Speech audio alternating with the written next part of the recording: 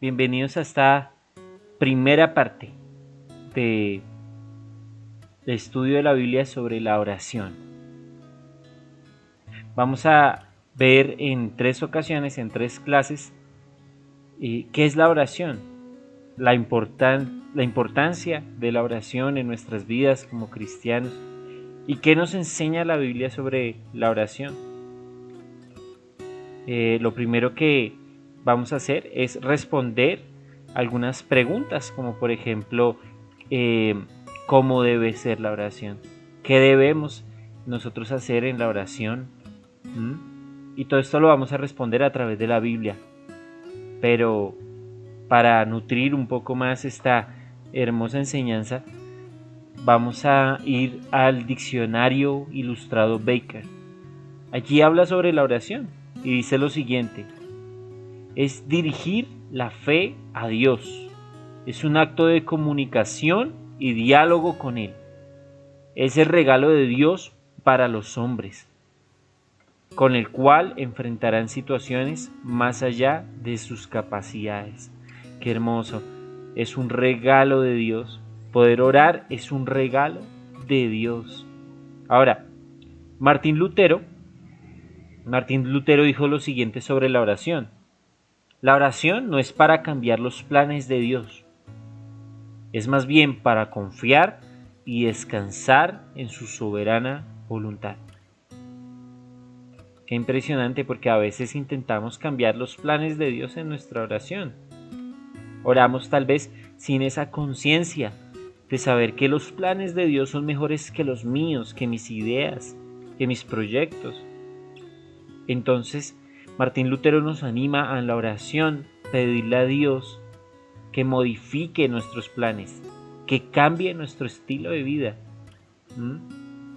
También R.C. Sproul, el profesor de la Biblia y pastor ya fallecido, nos hablaba sobre la oración y nos decía lo siguiente: las oraciones deben ser siempre peticiones hechas con humildad, y su misión es cumplir la voluntad del Padre.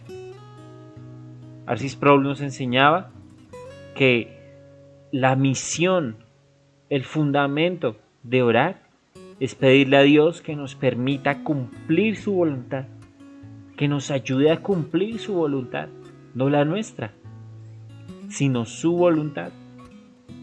Entonces, estamos aprendiendo hasta el momento que la oración no va a modificar los planes de Dios. La oración es una herramienta que Dios nos dio, un regalo, para enseñarnos a vivir conforme a su voluntad. Billy Graham, el evangelista usado poderosamente por Dios, decía: la oración verdadera es una forma de vivir, no solo para emergencias. A veces caemos en el error de orar solo cuando hay una emergencia, de orar solo cuando lo necesitamos. Y Billy Graham se dio cuenta a través de las escrituras que orar era una forma de vivir, una forma de comunicación con el Señor continua, diaria, constante. Pero, ¿qué nos dice la Biblia sobre la oración? ¿Qué nos dice la palabra de Dios? Abre tu Biblia, acompáñame al Salmo 34:6. Que el Salmo 34:6 nos enseñe sobre el poder de la oración. Salmo 34:6. ¿Ya lo tienes allí en tu Biblia? Bueno, es un salmo muy corto, pero poderoso. Dice: este pobre clamó. Pon tu nombre allí. Pon tu nombre en esa primera sección del salmo. Este pobre clamó, y el Señor le escuchó o le oyó y lo libró de todas sus angustias. Mira lo que dice la Biblia sobre la oración. Es una conversación. Es una conversación diferente a las que tienes durante el día, porque es una conversación con el Señor. Dice: este pobre clamó. Como te decía, pon tu nombre allí. Y dice: el Señor lo escuchó. Cuando tú oras, Dios no está mirando a otra parte. Dios no rechaza al que le busca. Dios no juega a las escondidas. Dios te está escuchando cuando oras. Mira la importancia de la oración. El Dios Todopoderoso, creador del cielo, la tierra, las estrellas, te está escuchando. El que te conoce mejor que nadie, te está escuchando. Mientras que tú clamas, mientras que tú pides por tu hija, por tu hijo, mientras que tú pides sanidad, pues Él te está escuchando. Y mira lo que dice, lo libró de todas sus angustias. Qué hermoso, el Señor escucha. El Señor libra a los que oran de todas sus angustias, porque orar nos da paz. Orar nos lleva a entender la voluntad de Dios, a que nuestra mente pueda ser cambiada y a entender que la voluntad de Dios nos trae paz y eso nos libra de todas nuestras angustias. Ahora, ¿cómo debe ser la oración? ¿A quién creen que vamos a estudiar para poder saber cómo debe ser nuestra oración? Pues ni más ni menos que a nuestro Salvador, a Jesús. Vamos a estudiar a Jesús para entender cómo debe ser la oración. Ve a tu Biblia. Vamos a estudiar directamente a nuestro Señor para que nos enseñe a orar. Recuerda que sus discípulos se acercaron a Él y le dijeron, Señor, enséñanos a orar. No le dijeron, enséñanos a predicar. Tampoco le dijeron, enséñanos a ayunar. Por supuesto que el Señor sí hizo esas cosas, sí les enseñó esas cosas, pero los discípulos estaban interesados en orar como Él oraba. Estaban interesados en eso que veían que Él hacía, ese tiempo de intimidad, como Él se acercaba a amar al Padre. Ellos querían aprender a hacer lo mismo y por supuesto que el Señor les enseñó a orar. Y la Biblia nos permite a nosotros también aprender de Jesús, aprender como Él oraba. Acompáñame en tu Biblia, Mateo 26. Mateo capítulo 26, versos 36 al 46. Y espero puedas seguir la lectura conmigo. Vamos a hacer una lectura concienzuda de la Biblia, una lectura para poder meditar en las Escrituras. Dice, verso 36. Luego fue Jesús con sus discípulos a un lugar llamado Getsemaní y dijo, siéntense aquí mientras voy más allá a orar. 37. Se llevó a Pedro y a los dos hijos de Zebedeo y comenzó a sentirse triste y angustiado. Está la angustia que me invade, que me siento a morir. Dijo, quédense aquí y manténganse despiertos conmigo. Ahora el verso 39. Yendo un poco más allá, se postró rostro en tierra y oró. Padre mío, si es posible, no me hagas beber de este trago amargo, pero no sea lo que yo quiero, sino lo que tú quieres. Hermoso el Señor pidiendo la voluntad de Dios en su vida. Qué hermoso. Verso 40. Luego volvió a donde estaban sus discípulos y les encontró dormidos. No pudieron mantenerse despiertos conmigo ni una hora, dijo a Pedro. Permanezcan despiertos y oren para que no caigan en tentación. El espíritu está dispuesto, pero el cuerpo es débil. Verso 42. Por segunda vez se retiró y oró. Padre mío, si no es posible evitar que yo beba este trago amargo, que se haga tu voluntad. Cuando volvió, otra vez los encontró dormidos, porque se les cerraban los ojos del sueño. Así que los dejó y se retiró a orar por tercera vez, diciendo lo mismo. Volvió de nuevo a los discípulos y les dijo, ¿siguen durmiendo y descansando? Miren, se acerca la hora, el Hijo del Hombre va a ser entregado en manos de pecadores. Verso 46, levántense, vámonos. Ahí viene el que me traiciona. Qué impresionante todo lo que nos enseña estos versículos sobre la oración. Mira el verso 36. Nos muestra que Jesús iba más allá. Él tenía esa iniciativa para orar. Pidámosle a Dios que nos dé la iniciativa para orar. la iniciativa de apartar un tiempo especial de oración. Está muy bien que tú tengas tiempos durante todo el día de charla y conversación con Dios. Eso está muy bien, pero debes tener tiempos serios y apartados de lectura de la Biblia y de oración. Dios nos ayude a que sea algo diario. Dios nos dé las fuerzas para demostrarle que lo amamos, para demostrarle que lo queremos encontrar en el lugar secreto. El verso 37. Fíjate que la Biblia nos enseña que Jesús estaba triste y angustiado.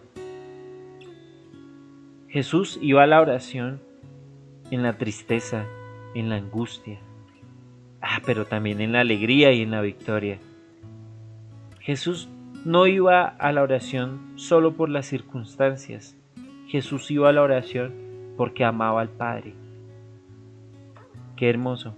El verso 39 nos muestra que aun cuando la situación era adversa para orar, pues él volvía a orar, era persistente en la oración y nos vuelve a decir, yendo un poco más allá, se postró en tierra y oró. Entonces él era persistente en su oración, era persistente en su petición.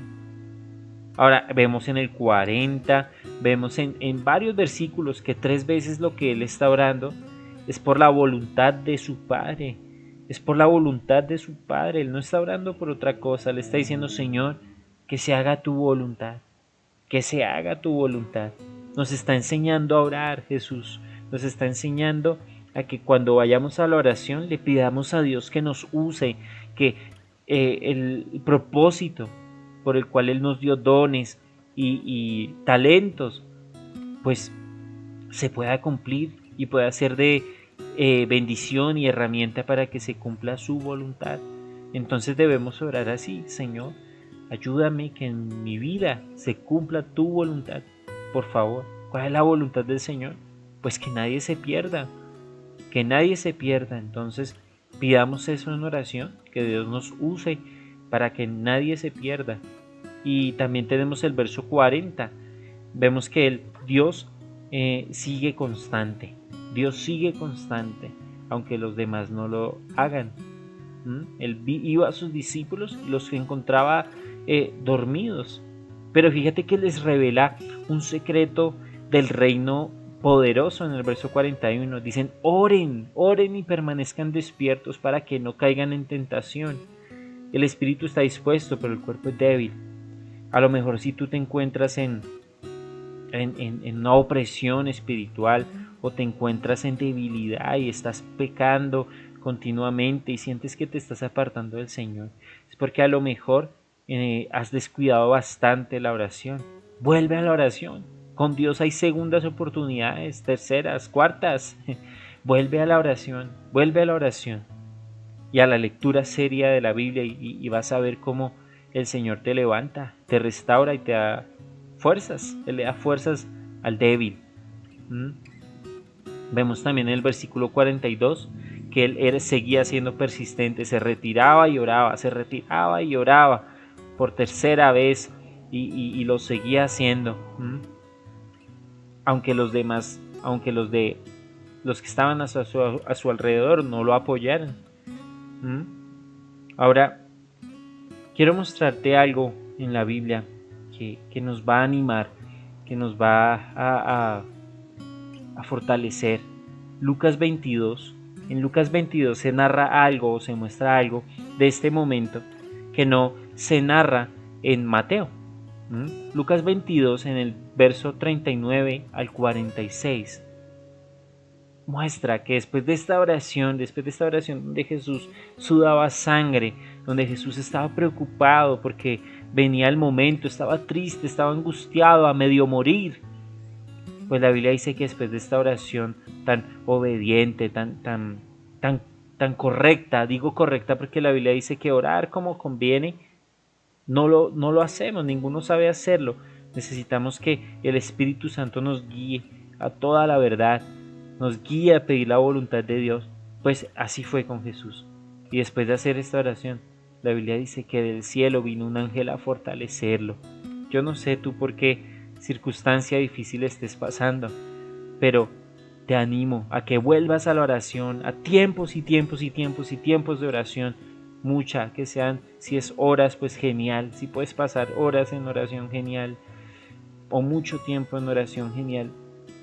No, que tu oración o tu vida de oración no sea raquítica, no sea flaca, ¿sí? Sino más bien sea fuerte, fortalecida por Dios, y vas a ver cómo Dios envía del cielo ángeles a fortalecerte, vas a ver cómo Dios pone personas a tu alrededor para fortalecerte, porque lo hizo con Jesús, lo hizo con el Señor Jesús y lo quiere hacer contigo. ¿Tú te imaginas ese ángel que pudo haberle dicho a nuestro Señor para fortalecerlo? Bueno, eso es increíble, no lo sabemos, pero lo fortaleció. Él salió allí directo y valiente a la cruz y a lo que iba a suceder antes de la cruz.